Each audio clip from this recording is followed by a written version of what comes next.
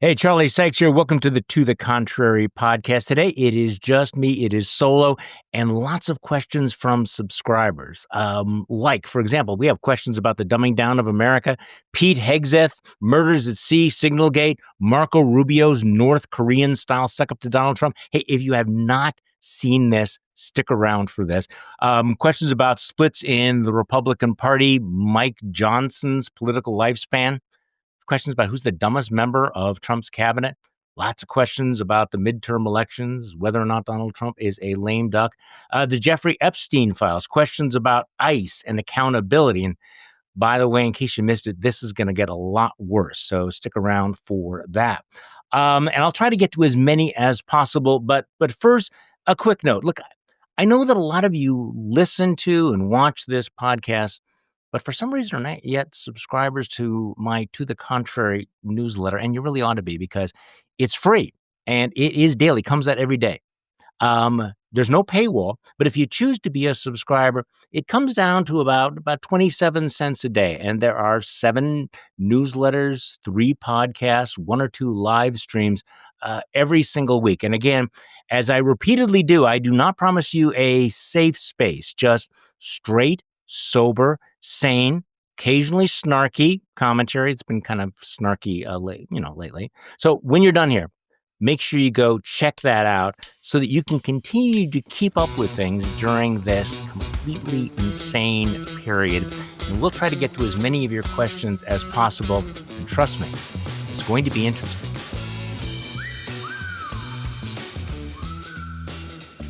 Okay, time for your questions. All right. By the way, people should know that I get lots and lots of mail and lots of reactions. If I don't get back to you, I apologize. I sometimes get overwhelmed, even on social media. Just the other morning, I posted something about RFK Jr., the guy that once ate a barbecue dog, has brain worms, stashed a bear in a park and is running our health services, engaged in kind of a nasty scandal that somehow has left him unscathed. And I got this lovely note back from somebody on X, the unshittified version of Twitter. Charlie, I see that you are a paid agent of Big Pharma. Just wait until Director Kash Patel, has the FBI break your door down, handcuff you, put you on trial, then imprison you for life. To which I responded, you sound nice and not at all like a complete fascist. Okay. So let's get to these questions. First question is, how much trouble is Pete Hegseth in? Excellent question. He's not going anywhere, at least for the time being. Clearly, Donald Trump has his back. There's a lot going on. That Inspector General report about Signalgate. It's not the smoking gun, but it is not good. It is not good that the Secretary of Defense was so reckless that he endangered the lives of servicemen. And as for the ongoing spin about what's going on in the Caribbean, as you know, the admiral in charge has testified that no, there was no kill everybody, kill them all order.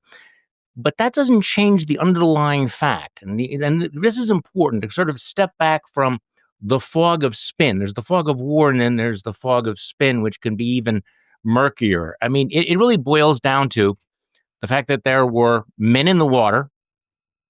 They were not fighting. They were not armed. They posed no threat. That's number one. Number two, there was a conscious decision to fire again.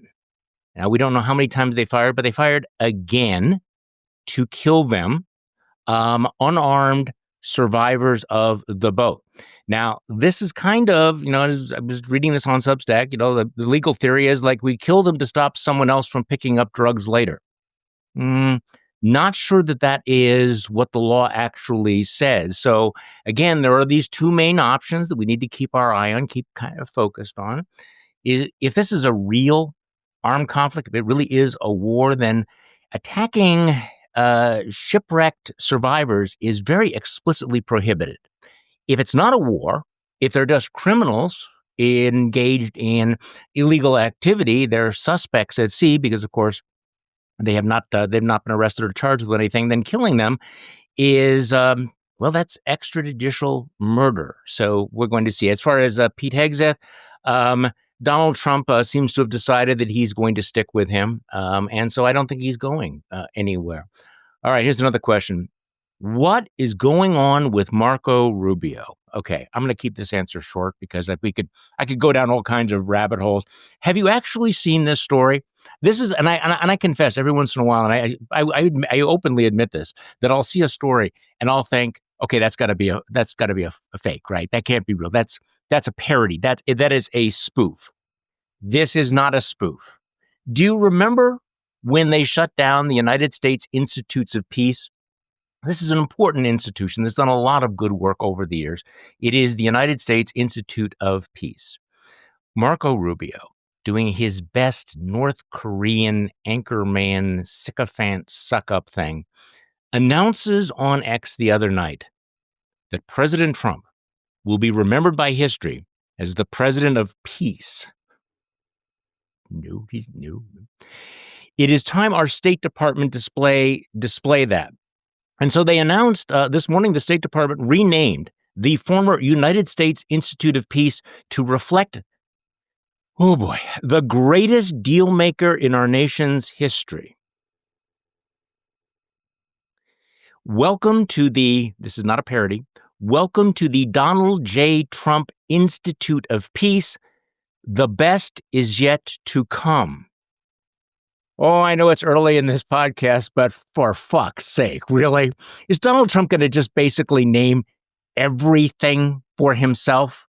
It's sort of like my dogs need to like pee on everything to show ownership. And by the way, for those of you that wonder, I do these podcasts from my office, and virtually every time we do them, I have a very, very large dog underneath the desk. So if you hear snoring, it's not because I'm bored or anything. I have to tell the guests that all the time. When you have a 140-pound German Shepherd underneath you, there's a certain unpredictability. But the one thing is that Eli generally falls asleep and he makes a lot of noise. So just I want to mention that. Okay, so back to the reader questions here. I'm old enough to remember. That's always great. I'm old enough to remember your writing on education, higher and lower, and schools in general. I wrote a book called Dumbing Down Our Kids. Those kids have now grown up and maybe have kids of their own. Is there some kind of connection between the educational system then and our partisan politics now? Okay, not being snarky here, but what do you think? What are the if we were having this conversation 20 or 30 years ago and we said, well, what would the consequences be if we dumb down our standards? If we dumb down our standards of literacy, if kids read fewer books, what would happen if we stopped teaching civics in school? What if we made history an elective? Would there be any consequence for civil society, for democracy? Unfortunately, yes. And I think one of the tragedies of our time is that, frankly, neither political party seems particularly interested in addressing some pretty horrific numbers. And I'm not just talking about the test scores, I'm talking about the fact that if you talk to teachers at any level in education, they will tell you that it's harder and harder to find kids who will read long form work and engage in critical thinking. So, yes, that has a lot to do with what's going on. And unfortunately, we have an entire political culture, I think, that feeds on that ignorance, on that dumbing down. And I think social media contributes to the dumbing down and isolation. Okay, more questions here. Why can't Europe do more with regard to Ukraine? Why don't they unfreeze those Russian assets for Ukraine?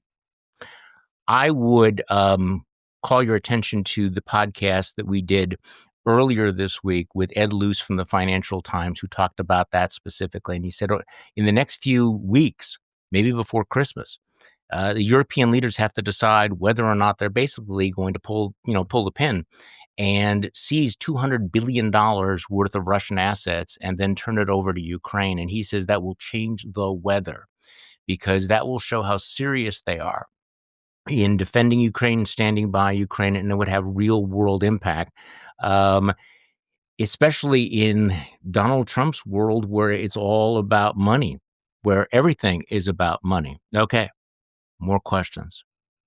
Charlie, is the split in the GOP real, and is Mike Johnson going to survive? This feels like a tricky question because we've been talking about and waiting for splits in the GOP for the last 10 years. Like I'm one of the guys that has, we played Lucy in the football so many times that I'm a little jaded. I have to admit that. But I also have to tell you that it does feel that there's something going on right now. When you lose Marjorie Taylor Greene, something is different. I mean, the weather is in fact different, but it's more than that. There are more and more knives out stories that you're reading of members of Congress and other Republican officials who are pointing the fingers at one another. Some of them are going after Mike Johnson. Some of them are going after Donald Trump. Most of it's off the record, but you're seeing an increasing willingness to push back. I think the Epstein file vote might have been a little bit of a turning point, but the big turning point, because these are politicians, was those November elections in Virginia and in Virginia and in New Jersey and in other places that, frankly, have scared the shit out of Republicans. I mean, they see where things are going. They tried their gerrymandering stunt. I think it's dawning on them that may not have worked and may, in fact, have backfired. As for Mike Johnson, you can see that he's really losing his own caucus, and he doesn't have much room to go. He only has a few vote margin. Nancy Pelosi was able to hold that together, and Johnson has been more successful than I thought he would be. Let's be honest about it. I mean, he has been more successful, but you're starting to see people taking shots at him, and they're taking shots at him sometimes from the MAGA right. And I think that's important too, because you're starting to see that elbow jockeying for position in the post-Trump Republican era. So, watch the polls, watch the special elections. One of the key moments, I think Jonathan Martin pointed this out the other day on television, is wait until, I think a lot of these senators are waiting until the filing deadline next year, which I know seems kind of insider and esoteric.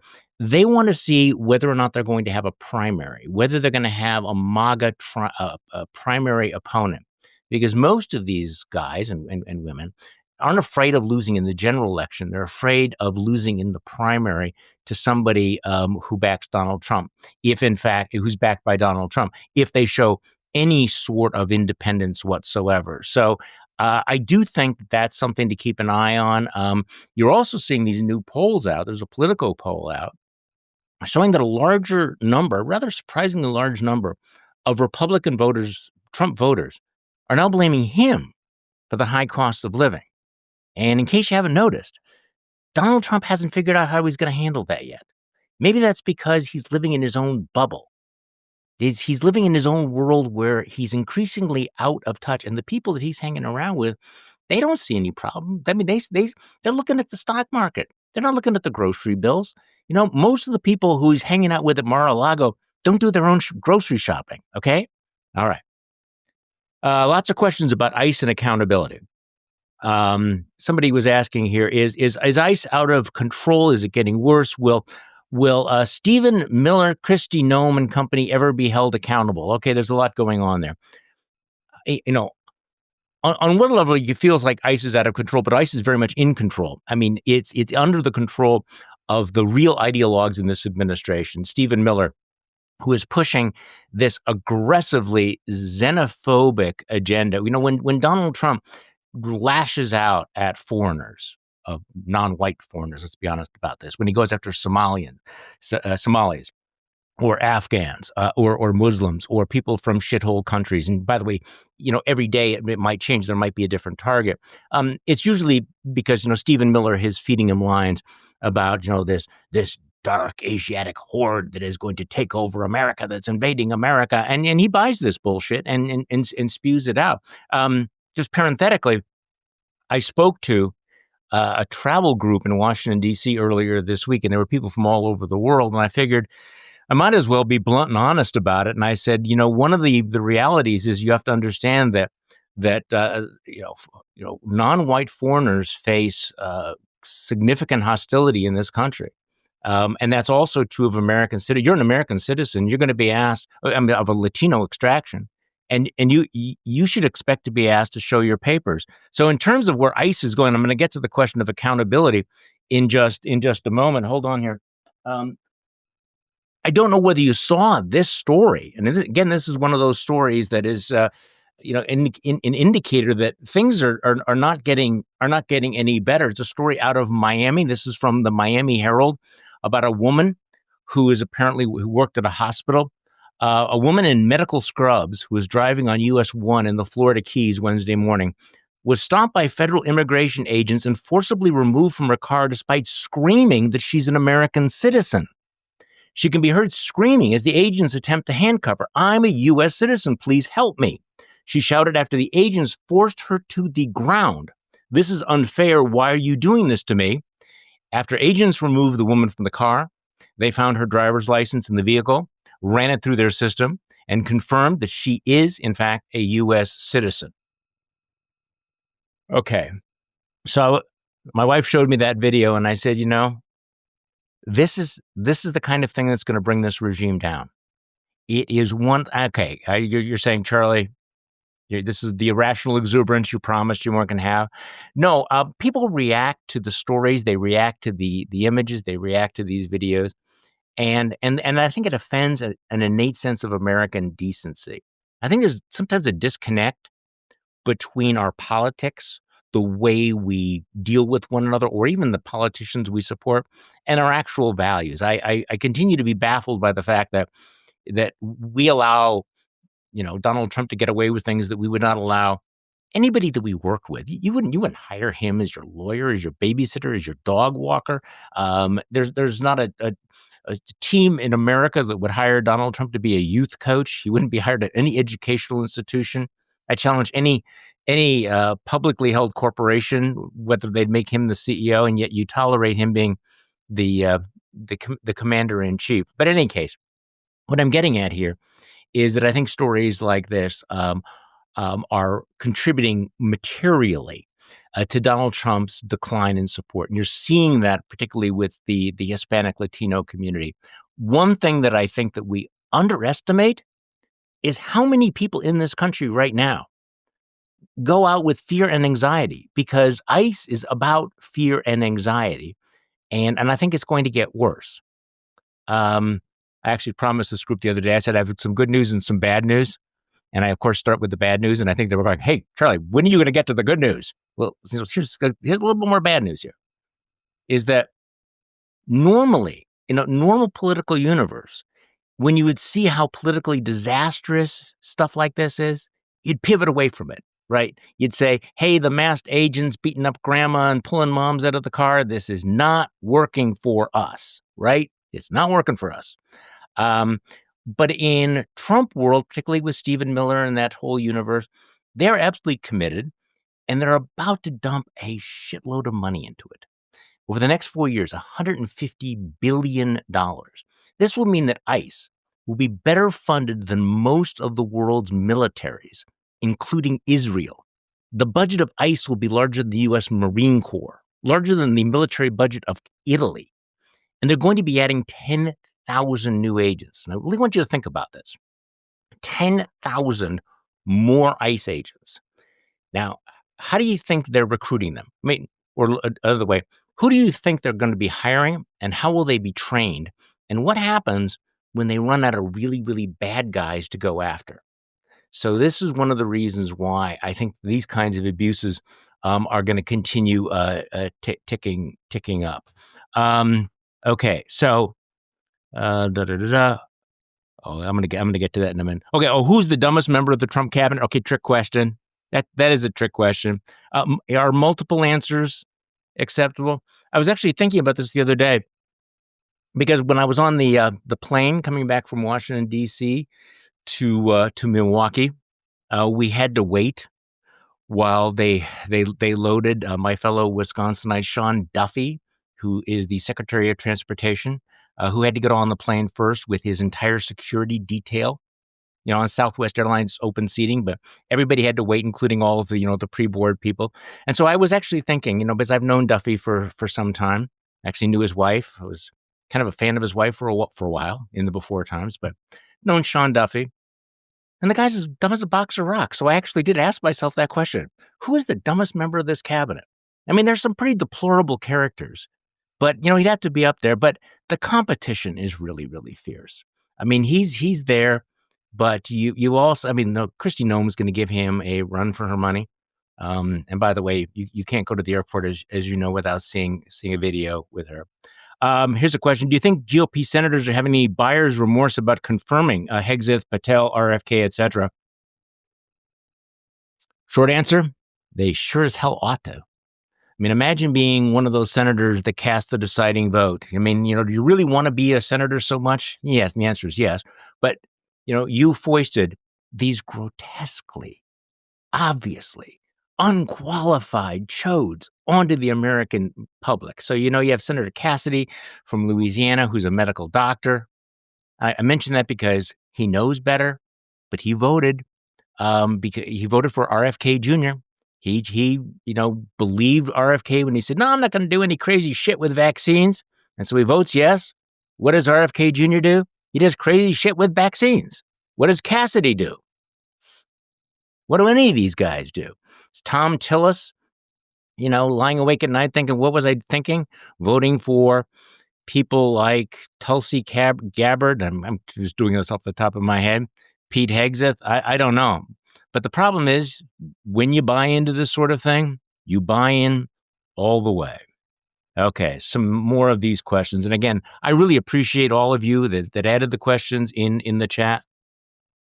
Okay, here's a couple of questions about the midterms. If Democrats take the House in 26, do you really think the Trump administration will be letting anyone testify or answer to a subpoena? Good question. Answer is probably not. But then the question is, I was wondering what your opinion is on whether or not Democrats in Congress should impeach Trump for one or more of his abuses of power and probable crimes if and when they regain power. If so, should they focus on corruption, abuse of power, or war crimes, human rights violations? My answer there is yes. All of the above. If not, should Democrats focus more on investigating his cabinet like Hegseth's war crimes, Kristi Noem's human rights violations, and ignoring direct judicial rulings? Tom Homan's taking $50,000 in cash in a paper bag, RFK's damage to the public health, babies dying of whooping cough and the measles. Well, this is going to be the problem. You know that there's going to be tremendous pressure for impeachment, and you know that impeachment will end the way the other ones did. He will be impeached, and then he will get off in the Senate, and it will be a massive distraction. Is there any alternative? The problem is that when the Supreme Court gave any president, including Donald Trump, basically blanket immunity for their official actions, the only constitutional check that remains is impeachment. And of course, the investigations by Congress. There's going to be tremendous pressure on Democrats to go to the max.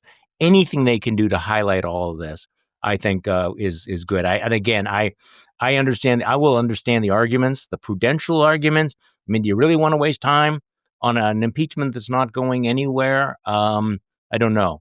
The thing about the midterm elections is, if in fact Democrats do win, and that's a big if. I'm not chuffing the hopium here, and I don't sell it to you. But if they win big, that's the moment when Donald Trump really becomes a lame duck. And that's not necessarily completely good news, because if you've listened to me, you know what I'm going to say here, right? I think I told Susan Glasser that for Donald Trump, lame duck may just be another word for nothing left to lose. And that means he is still extremely dangerous. We've seen the vast powers of the presidency, the power of pardoning, the power of using the Department of Justice as a cudgel, his control over the military. And clearly, Donald Trump is not governed by any norm or any red lines. And again, we could spend an entire program talking about the pardons. I was going to say he's outrageous pardons, but outrageous doesn't seem like strong enough word, does it? I mean, it's like our language is straining here. That Donald Trump he's pardoning, drug kingpins from Honduras. He's pardoning crypto crooks. He's pardoning China, one after another. Any corrupt politician in America is turning their lonely eyes to the White House thinking, we are in this post-scandal era. We're in this post-character, post-morality era. Maybe I can get out of jail free card. And that's just part of it. So how will we know when Donald Trump is a lame duck? Well, when you start to see the 2028 campaign begin, when Republicans basically say, yeah, this guy's a loser, 2026 is going to be, um, to say that it's important is putting it mildly. All right, back to your questions. When Biden was in office, boy, that feels like a long time ago now, right? Doesn't it? All I heard about was the Biden crime family, but now we have the biggest grifter ever in office and crickets. Why do we hear more about the corruption in plain sight from the Trump family? Excellent question. Because I think in part this is one of those consequences of flooding the zone. It's just hard to keep up. And I also think that there's kind of a lag time. It's like it is so brazen, it is so obvious, it is on such a massive scale. They are not making any pretense that they are not doing this. That I think, the normal watchdogs are either gone or just kind of shocked into silence. So, but also this is one of those things where I think that another indication is the Republicans are better at messaging these very simple concepts. The Biden crime family, the Biden crime family. Okay, so Hunter was a bit sleazy, but it pales in comparison to the Jared Kushners of the world, the Donald Trumps of the world, the Donald Juniors of the world, the deals they're cutting, the open bribery of the president, which is not a secret anymore. I mean, everyone has figured out, hey, you know what the smart move is? The smart move is to bribe Donald Trump, give him his whatever he wants, bring him gold baubles, give him airplanes, give him all kinds of stuff. Because, if you want to, stay on his good side, you have to pay him off. Now, I know that there will be some of you that will say, well, Charlie, corruption's been a problem in American politics forever. So, is this different? That's true. This is different. We have never seen anything on the scale of what we're seeing now. But you want some good news? I did promise I would get to some good news. And I have mentioned this a couple of times. The Jamie Dimon story. Do you know? Are people familiar with this? Okay, well, just give me a second on this one. Jamie Dimon is the CEO of J.P. Morgan, one of the big Wall Street guys, and he gave an interview recently where he said, we're not going to be contributing to that massive new Trump ballroom, the $300 million ballroom, the one they tore down the East Wing of the White House for, because it might look like we're trying to buy influence. And we have a lot of business with government. I'm paraphrasing this, but there may come a time when there is a Democratic Department of Justice that will look very differently at this. In other words, Jamie Dimon is now starting to think post-Trump. And the message he's sending is, you all think that the smart move is to bribe Donald Trump. Well, it's smart until it's not. And this is one of the things that I think, we need to keep our eye on. These guys are acting as if, and I'm talking about the Trump people, but a lot of the people who are sucking up to him, they're acting as if there will never be a change in power, that they will never be a Justice Department that says, hey, you know what, bribery is illegal and we're going to hold you accountable. The fact that that Jamie Dimon from J.P. Morgan recognizes that, I think is significant. I mean, it's not determinative, but it is significant, and it sends a signal to every other corporation. Okay, remember, there is a risk unless you assume that this is the 1,000-year Trumpian Reich and you will never be held accountable. It might not be the smart thing. Okay, back to your questions. Ooh, this is a cosmic one. Since we're getting to the end of the year, I'd like to know whether you thought that we as a country, weathered this first year of Trump 2.0 better or worse than you thought we would back in February, when it seemed like they were off to the races doing Project 2025 as fast as they could. Okay, well, this is a complicated question because there were those of us that were warning about Trump 2.0 for a very, very long time and in very, very graphic terms. So we can't say that we were surprised by what they were doing. They told us what they were going to do. Every indication was that they had a plan, that the Velociraptors had figured out how to open the doors this time around. I wrote about it. I talked about it. My friend Tom Nichols has written about it. David Frum wrote about, like, look, Trump 2.0 is going to be worse than, exponentially worse than Trump 1.0. And yet it did feel in some ways worse than predicted, not necessarily because Trump did anything we weren't expecting, because he did signal that he was going to do all of those things. I mean, this is the thing about Donald Trump. I mean, there's that whole school of thought that says, he's not going to do that. He's like, so failure of imagination. What the shock was, the serial surrender of civil society, the number of people that we thought might be guardrails against Trumpian overreach, who decided very early on that they were going to bend the knee. And it started with the law firms, started with the universities. That when all of the tech oligarchs came in, sucking up, pulling on the forelock to Donald Trump. Pardon the language here, but one of the surprises was that you thought that if you were, a multi-billionaire, that if you had fuck you money, that you could say fuck you. Instead, it turns out, and Donald Trump perhaps had this insight, is that if you have fuck you money, you can't say fuck you to the president because you have more to lose. And so Donald Trump realized that if he could play upon their fears, let them know how much they had to lose by getting on his side, then how much they had to gain by paying him off, well, they would follow the incentives. So, I mean, you just look at one after another. And it was not just Elon Musk, obviously. I mean, you're talking about Jeff Bezos, and you're talking about Zuckerberg, and I mean, just go down that whole sorry list. But it was that surrender.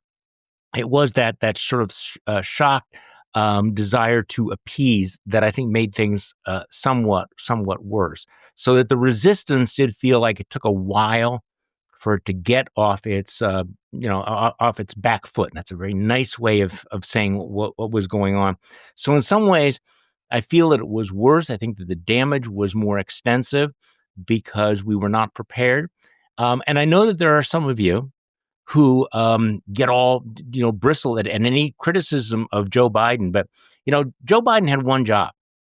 The one job was to keep Donald Trump from coming back into power, and number two, to somehow fireproof the federal government to his return to power, and they failed. And the more I think about that, the more frustrating it is to realize that knowing what was coming, that we did not take the threat seriously enough to put in place those protections that would have prevented it, and some of the damage that's being done. And I agree with Judge Ludig. In fact, I chatted with Judge. Okay, I'm from Wisconsin, so I'm not one of the Washington guys. But so this is going to sound like one of those Washington schmooze things. I was talking with Judge Ludig at Dick Cheney's funeral. This is actually what, and we were talking about the Justice Department. And my wife asked him, said, how long will it take to fix this? And I just remember his answer. Shook his head and he said, it's going to take decades or generations. These things are not easily fixed. So it's not as if when Donald Trump leaves and the Republicans lose power, that we're going to flip a switch and go back to anything like normality, anything like the norms that we used to have, because, the damage, the China has been broken, and it's going to be very, very, very difficult to putting it back. Okay. Let's go back to some of these questions. Bunch of questions on the Epstein files. Look, that has not gone away. Every once in a while, I get some, frustrated, subscribers or listeners who say, Charlie, we're talking about this because it's a distraction from the Epstein files. And by the way, when you think about how much political capital Donald Trump and Mike Johnson and other Republicans have spent on preventing the release of the Epstein files, I don't know what it is, but there's something there, and they're not going away. There's no way that that disappears. So this is one of those things where, again, take kind of a deep breath. That is coming back. Charlie, a lot has been made of Donald Trump's unsanctioned attacks on Venezuelan boats that are expected to be trafficking drugs, and for good reasons. However, if I'm being honest, I remember the drone bombing campaign that Obama conducted that were also unsanctioned, and I don't remember nearly as much uproar about it as we've seen today. I didn't like state-sponsored assassinations then, and I like it even less now. Does this seem like a double standard?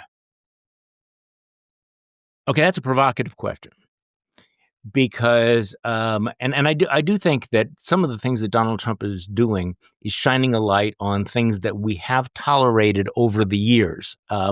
This, however, I think is different. First of all, and by the way, I think some of the criticism of some of the drone assassinations under Obama are legitimate, except that that was a real enemy. Those were real terrorists who posed real threat to American lives, American property, to American security. This took place in the decades after 9 11. There was an authorization of the use of military force that was passed by Congress. And fast forward to what's happening right now. There is no state of war. There is no authorization for the use of military force. And it is really still remarkably unclear who is being targeted and who is being killed. I mean, let's just say for the sake of argument that the people in the boats are in fact drug mules, that they're bringing cocaine or they're bringing fentanyl to this country. As long as we have the ability to interdict them, which we do, what is the legal justification for summary execution of them any more on the high seas, any more than it would be in the United States, in Miami or Texas or Los Angeles? The more troubling question is, do we really know who's in those boats? Honestly, if they're drug dealers, I hope that we find a way to stop them and put them in prison and, figure out who the drug kingpins are. But number one, if they are drug mules, you've seen the movies, right, about how you go about breaking up a drug ring. You get the lower level guys and you arrest them and you turn them so that you go up the ladder until you find the big guys. You don't just kill them randomly. Thirdly, where's the evidence? How many press conferences have you seen on television where DEA agents or others or the FBI after a big drug bust, what do they have? They bring out on tables all of the drugs, all the white powder, all the needles, all of the guns, everything they seize. You have evidence. These were the names. This is what they were doing. This is what we seized. This is what I haven't seen this. Maybe I'm missing something, but after the action, other than the sort of, tumescent juvenile excitement about seeing people blown out of the water, are they telling us, okay, did you recover any drugs? Where are they? Who were they? What is the probable cause? You need probable cause to stop someone, much less to blow them up. And we're just not seeing that. We're not seeing that at all. Okay. Another question. My question is, what happened to all the art furnishings, architectural adornments from the East Wing? Is it all just a pile of rubble? If they packed it off to storage, why didn't we get wind of it ahead of the demolition? I honestly don't know the answer to that question, but it's interesting, and there's a story. That is a news story. I also think that, and again, I take a lot of the polls with a real grain of salt, but there's a case to be made that Donald Trump's real slide does coincide with those images of ripping down the White House. And this is also one of those moments where I kind of feel that, and I've given him credit, sort of credit here. I'm doing the other things of having kind of a reptilian instinct about what plays and what does not play. I'm just not sure the enshittification of the White House played. I don't think he cares. But I do think that shocked people. As in terms of what's in there. No, I don't think it's in the rubble. But it's a legitimate question. Let's see here. I'm sorry. Here's another one. Okay. Questions about Mamdani, the Mamdani model. Some of you are saying, why are you so critical of Mamdani? I apologize for getting the name wrong occasionally. And look, the fact is that he is far to the left of the center of American politics, and we need to understand that. That yes, he can be a very charismatic candidate. He ran a very, very good campaign against absolutely appalling opposition. If there is such a thing as a Democratic establishment what the fuck were you thinking putting up Andrew Cuomo? I mean, geez, what the hell? I mean, the Democrats have got to get over this idea of trotting out your old fossil, retread, disgraced candidates. I mean, can we be done with that? However, this is the point that I make over and over again, and I've had a number of guests who've made this point. The majority makers are the people who can win in the swing districts. They're the ones who can, win outside of New York City. It is, it's one thing to, win in Manhattan, but are the same issues going to win in Minnesota, in Wisconsin, in Pennsylvania, and in Michigan? And the reality is that no, don't take the wrong lesson from that. Yes, the emphasis on affordability is brilliant and important. That does not mean that let's go with uber progressive left-wing candidates who are frankly not going to be acceptable. Now, I commented briefly on this Tennessee 7, and again, I think both parties should learn something from this. This was very, you know what I'm talking about, right? I mean, the special election it was a district that Donald Trump won by 22 points. In the special election, the Republican won by only 9 points. Okay, red lights for Republicans. This is consistent with the double-digit shift in support from Republicans to Democrats. A lot of Republicans ought to be very, very nervous. On the other hand, there's a school of thought that suggests that if there was a candidate who was not quite so radical, and she actually declared, "I am a radical," there was a lot of Oppo research. She was an abolish police candidate in a district that obviously was conservative. If you're going to win in a district like that, you need to be able to appeal across those lines. You just can't mobilize the ideological base. So there are people who think that, again, big warning sign for Republicans, but also a lesson for Democrats that if you seriously want to win or come closer in those districts, you're going to have to come up with candidates who are closer to the center. And I actually think that's true. All right, Charlie. Some of these questions are unanswerable. What in God's name did Olivia Nuzzi see in RFK Jr.? Do not ask. See, I don't get some of this stuff. And I wrote about this for those of you who are not subscribers to the newsletter. I wrote about this in the Thursday newsletter where I suggested that maybe we ought to talk less about Olivia Nuzzi and her former fiance and more about RFK Jr. I mean, one of the strangest parts of the story, everybody knows the story, right? I don't need to go into the details about it. Star reporter. I mean, she was, kind of a faux celebrity, journalistic force of nature. And basically her entire journalistic career blew up when it turned out she was having some kind of a dalliance with RFK Jr., a guy who's like 70 years old. He's like my age. And so she got fired from her job. She's trying to resurrect her career by writing this book about it. But her former fiance is here on Substack. If you're on Substack, Ryan Lizza is pulling out the dirty laundry. And the details are pretty horrific. There's stuff in there that you do not want to read while you are eating your breakfast. That is my fair warning. This is my gift to you. Don't read RFK Jr.'s poetry while there's anything in your mouth. Trust me. So yeah, it's a sex scandal, but also it's a journalism ethics scandal. But the point I tried to make was, wait. These two journalists, okay, this is interesting. It's salacious. It's sleazy. It's seamy. But they do not have the power over the nation's healthcare system. They do not have the power to, affect the health and lives of millions of people like RFK Jr. This is a guy who the Atlantic magazine calls the most powerful man in science, which I thought was one of the scariest headlines. And you read these accounts of his character, what's going on, and you go, right, why are we not asking him more questions? I mean, I understand there's a double standard. The people are more interested in her than in him, but he's the one with the power.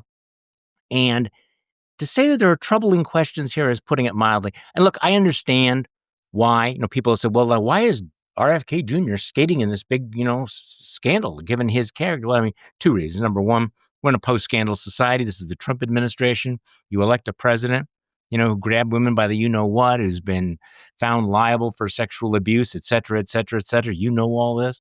So in this administration, this doesn't kind of register. Um, we're in a period right now where the kinds of misconduct that would have destroyed someone's career a few years ago. I kind of wonder what Gary Hart is thinking right now. Like Gary Hart saying, "Can I have a refund on the 1980s?"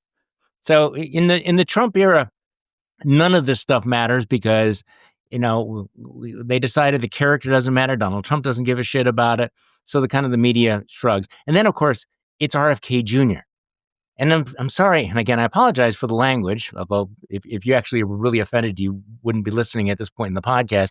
But it's not exactly breaking news that Bobby is seriously fucked up, right? I mean, this is a guy, with brain worms, somebody who, threw a dead baby bear into a park, who is, was photographed posing with a barbecued dog. And this is just like scratches the surface, admits he's a sex addict, admits he's a drug addict. One of his wives committed suicide after reading his journal about all of his affairs. So you can kind of understand why, people are going, well, if you define news as what is novel, there's nothing novel about the fact that RFK Jr.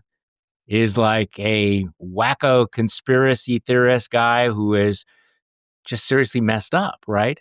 So, but that's the problem of defining news as what's novel.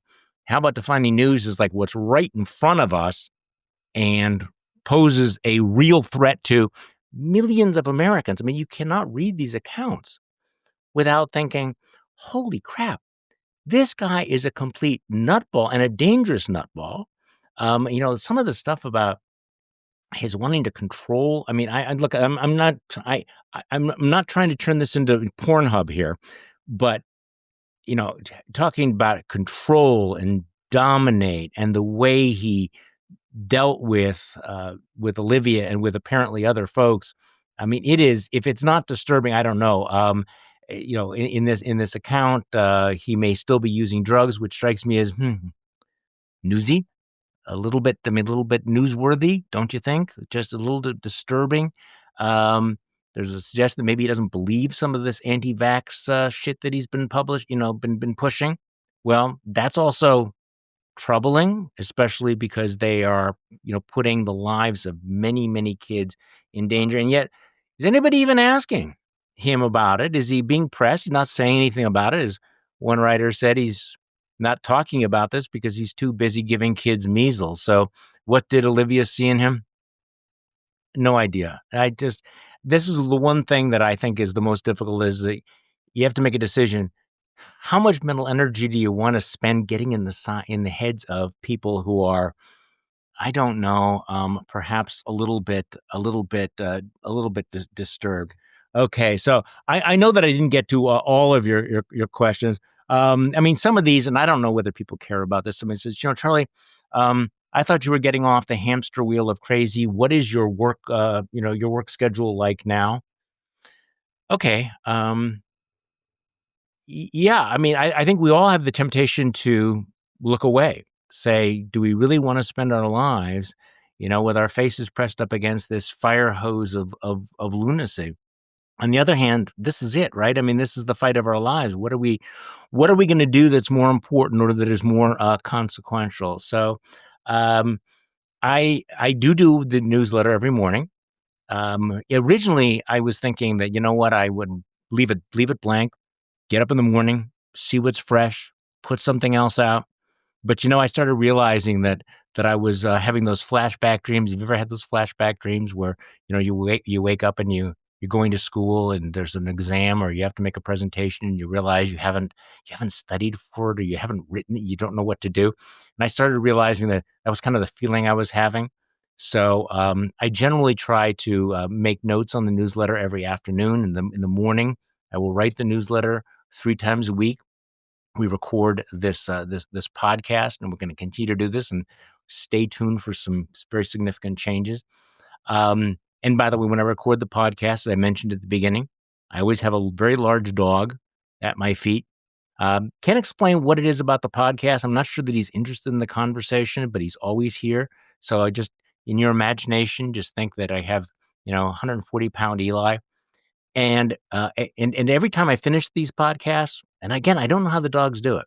They know the moment that I am done, because if I say, thank you or whatever, he will come out from underneath this desk. Augie will be outside saying, okay, it's time. We have to play ball. So I split my time between trying to keep up with the crazy and spending as much time as I possibly can with my dogs. And we'll expect to do this.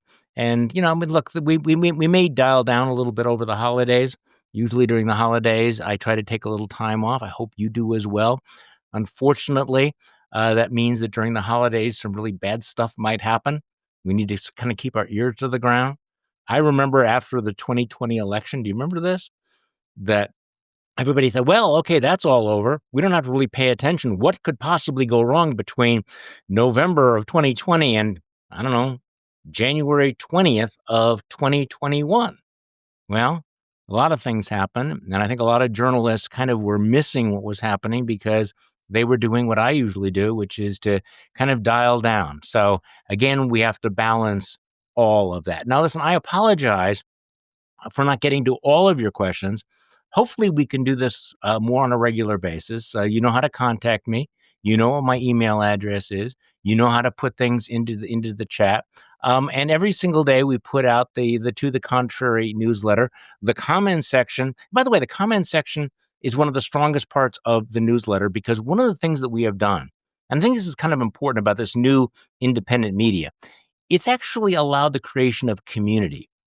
And, in time, in my previous version of this newsletter and this one, I am blown away on a daily basis by the thoughtfulness and the quality of the writing and the reaction of the subscribers to this newsletter.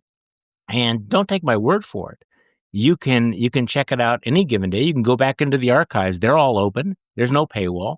And you can see who's in this club, who's in this community.